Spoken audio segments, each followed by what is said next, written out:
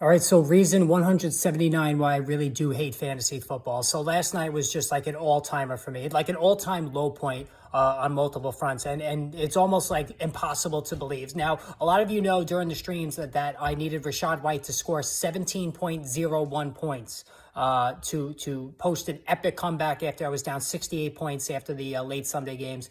Got 51 points and change.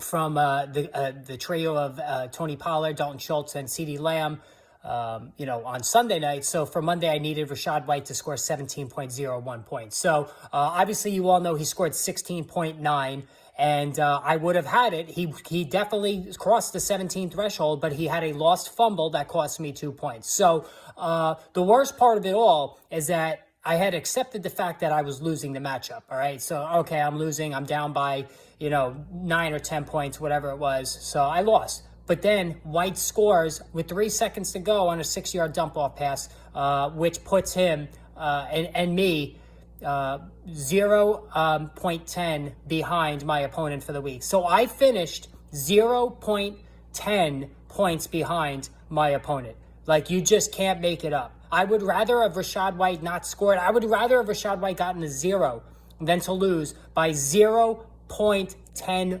points. 0.10. And other factors that contributed to the angst last night. In my other league, and this was that league that I was struggling in, 7-4 with Rachaad White. So now I've dropped to, it was 7-5. Now I've dropped to 7-6. And in my other league, I was losing going into the evening. Now, this league, I've sewn up a first-round bye, 10-2 coming in. So, certainly I didn't even need the win. The result was inconsequential, but you still want to win. And Chris Godwin, who I had, catches a touchdown right before Rachaad White. So, and that put me over the top in that league. All right, great, I won. So, at least I got a win out of one of my 2 leagues. Nope. Touchdown came back. There was a penalty on the Bucs. Touchdown taken off the board. I go back to losing that league, and then the next play, of course, Rachaad White ensures that I lose the other league by 0.10 points. Even more, a team I needed to lose was playing in the 7-6 league. Team I needed to desperately lose so I could back my way into the playoffs was losing the entire game to a winless team, a team that was 0-12 coming in. This 0-12 team was beating him by 5 points with 3 minutes left.